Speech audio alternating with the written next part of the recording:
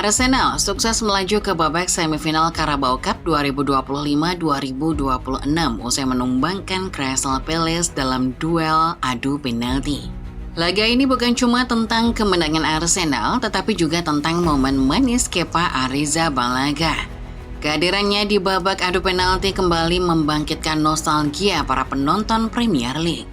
Kepa sebelumnya telah tampil 2 kali di babak adu penalti Carabao Cup alias EFL Cup. Semuanya di final dan semuanya berakhir dengan kekalahan. Namun di laga kontra Palace, Dewi Fortuna sedang menaunginya. Lalu, bagaimana Kepa berhasil mengulang momen nostalgia tetapi patahkan kutukan lamanya? Starting 11 Moment kali ini akan mengulas kemenangan Arsenal atas Crystal Palace di perempat final Carabao Cup yang membangkitkan nostalgia akan sosok Kepa. Simak kisahnya berikut ini.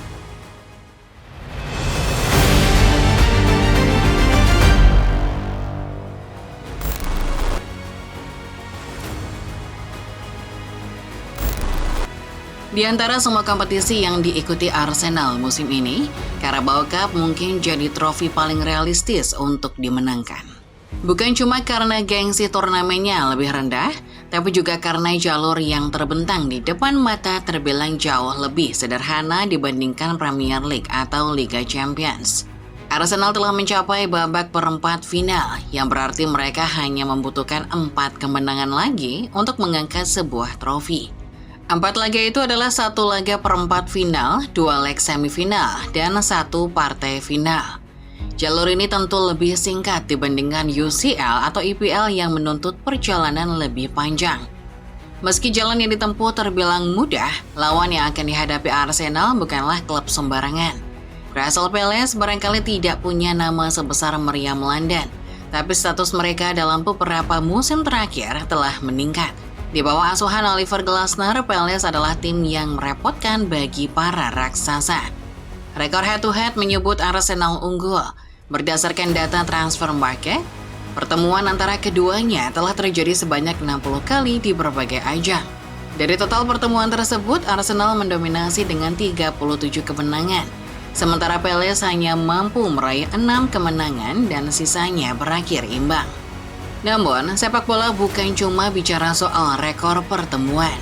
Palace yang 3 laga terakhir belum pernah menang akan sangat lapar di turnamen ini. Terlebih kampiun Piala FA musim lalu itu juga memandang Carabao Cup sebagai jalur paling realistis untuk juara.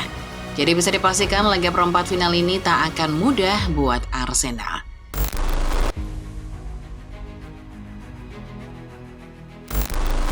Seperti lazimnya turnamen Piala Dunia, Arsenal dan Crystal Palace memainkan sejumlah pemain lapis kedua mereka di pertandingan ini. Arsenal tampil tanpa Bukayo Saka, Declan Rice, serta David Raya. Sementara Palace juga tak memainkan penjaga gawang andalan mereka, Dean Henderson. Arsenal mendominasi jalannya babak pertama, memegang 79% penguasaan bola, mendapat XG alias expected goal sebesar 1,44. 4 big change lahir di babak pertama, namun tangguhnya Walter Benitez di bawah Mr. Palace berhasil membuat gawang tim besutan Oliver Glasner tetap aman sepanjang 45 menit.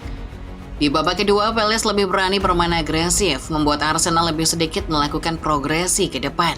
Naas, gol bunuh diri Maxence Lacroix membuat Palace ketinggalan lebih dulu di menit 80. Arsenal memimpin. Meski begitu, tidak bisa disangkal bahwa di laga ini anak asuh Mikel Arteta kesulitan mengakhiri permainan. Drama pecah di Emirates Stadium ketika di menit akhir, Mark Guehi berhasil menjebol gawang Kepa Arrizabalaga. Bermula dari free kick Adam Wharton, bola disambut oleh Jefferson Lerma. Bola mengarah kepada Guehi yang kemudian langsung disambarnya menjadi sebuah gol. Arsenal 1, Palace 1.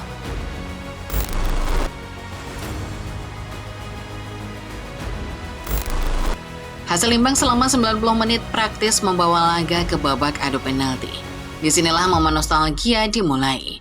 Kepa Arrizabalaga yang musim ini memang jadi andalan Arsenal di Carabao Cup kembali menjejakkan kakinya di babak tos-tosan. Ini mengingatkan kita pada karir sang kiper semasa masih memperkuat Chelsea. Bagi Kepa, adu penalti di Carabao Cup sendiri bukanlah pengalaman pertama. Terhitung sudah 2 kali mantan kiper Arsenal Bilbao itu menghadapi adu penalti dan semuanya bersama Chelsea. Dua adu penalti yang pernah dijalani Kepa semua berakhir dengan kekalahan dan semuanya masih sangat ikonik sampai sekarang. Kita mundur 3 tahun ke belakang atau tepatnya pada final Carabao Cup 2022 antara Chelsea versus Liverpool. Adu penalti kedua tim kala itu berlangsung sengit, bahkan hingga penendang terakhir. Disinilah momen ikonik itu terjadi. Tendangan Kepa yang menjadi eksekutor terakhir melambung tinggi, membuat Chelsea kalah 10-11. Di tahun itu banyak yang bilang Kepa kualat, tak lain dan tak bukan kata kualat itu merujuk pada momen ikonik sebelumnya, yakni final Carabao Cup 2019. Kepa kala itu bermain penuh dari waktu normal sampai babak extra time. Hingga di detik-detik terakhir, momen ikonik itu muncul. Maurizio Sarri berniat menggantikan Kepa dengan Willy Caballero, tapi di luar nalar, Kepa justru menolak pergantian itu. Caballero yang sudah bersiap di pinggir lapangan kemudian duduk lagi di bench. Sarri sementara itu tampak kesal dan marah-marah, melepas resleting jaketnya, melangkah ke tunnel sebelum akhirnya balik lagi dengan bersungut-sungut. Kepa dan Chelsea akhirnya kalah di pertandingan itu. The Blues cuma berhasil cetak 3 gol dari 5 penendangnya. Sementara itu, City sukses ceploskan 4 bola, hingga akhirnya dinobatkan sebagai juara. Sarri sudah mengonfirmasi bahwa momen pergantian tadi hanyalah salah paham. Tapi, barangkali karena Chelsea kalah, momen itu akhirnya viral.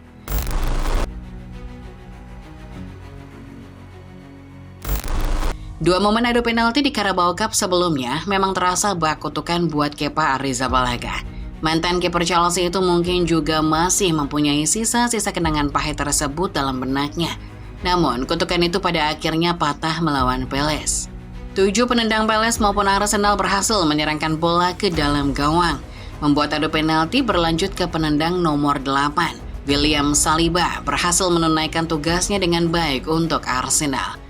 Hingga akhirnya penendang nomor 8 Palace gagal mengeksekusi tugasnya.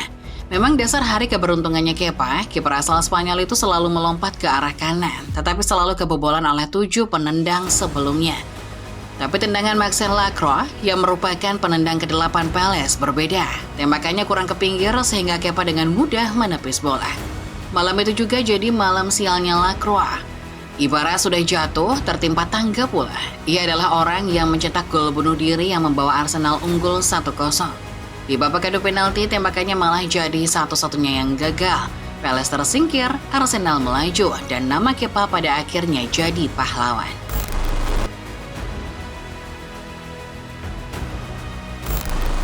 Laga antara Arsenal versus Crystal Palace telah menyajikan nostalgia luar biasa, membangkitkan kembali memori Kepa di babak adu penalti Carabao Cup.